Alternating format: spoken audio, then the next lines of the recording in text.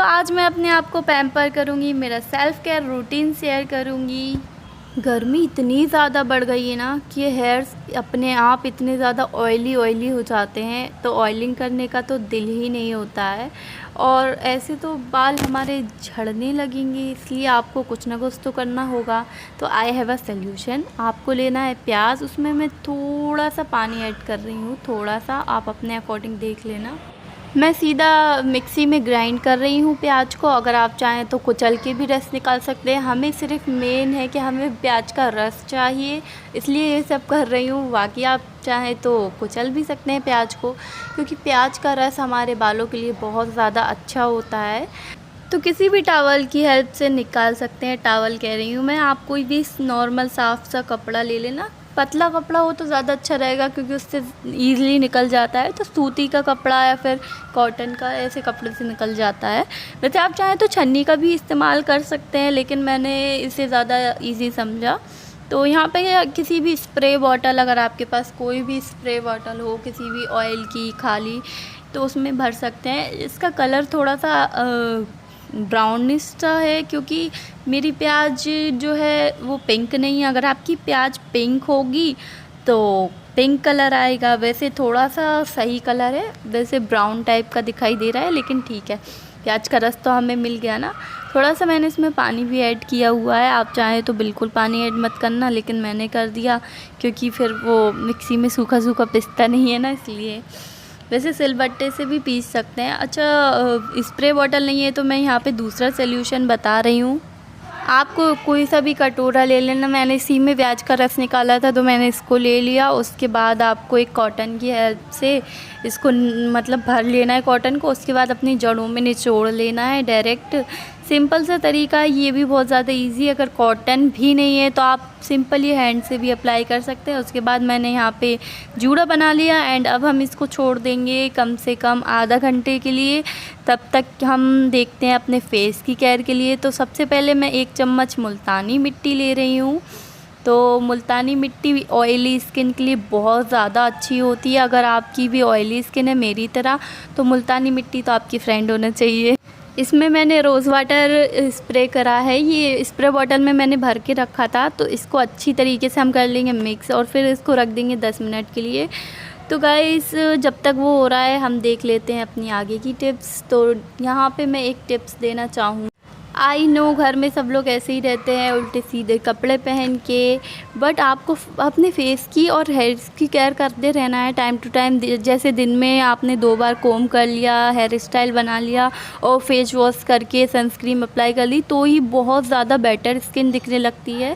और कपड़े भी आपके क्लीन होना चाहिए। उसके अलावा बस इतनी सी टिप्स मैं देना चाहती थी। सो गाइस, यहाँ पे सबसे पहले मैं स्क्रब कर रही हूँ।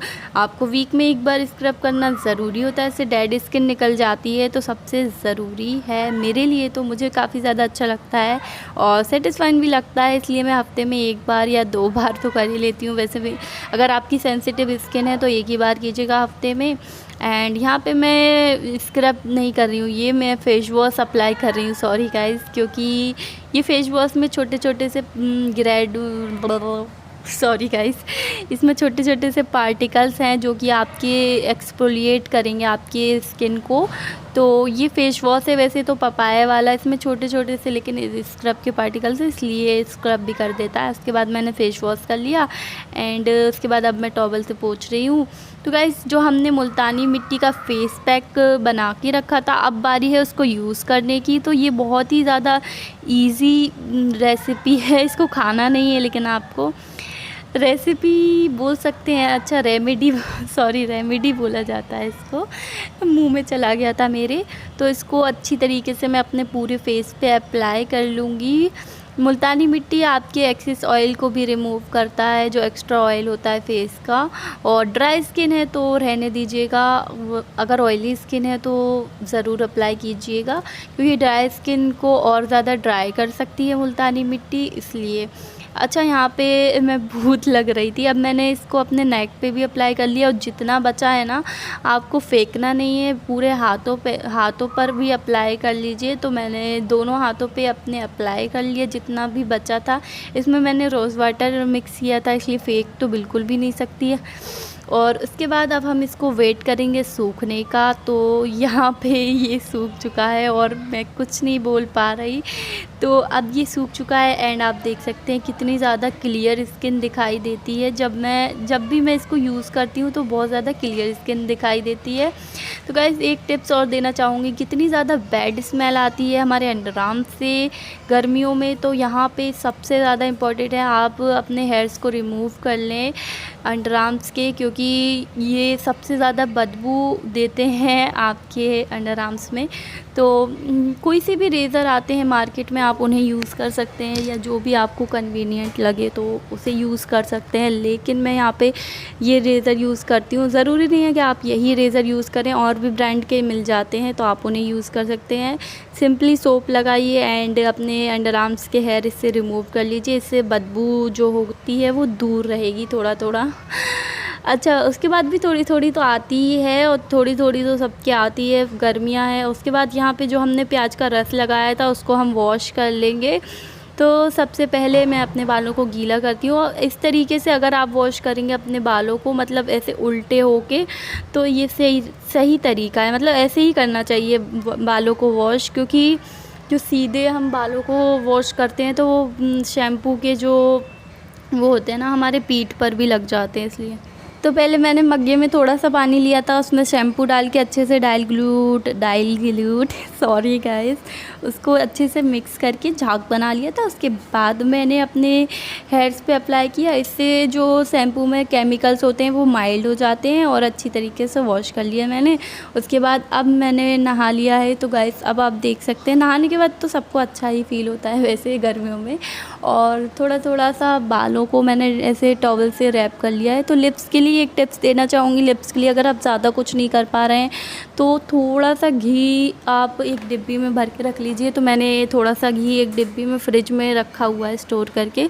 तो उससे आप थोड़ा थोड़ा सा मसाज करते रहिए। रात में लगा के सोएंगे घी तो बहुत ज़्यादा अच्छा रहेगा।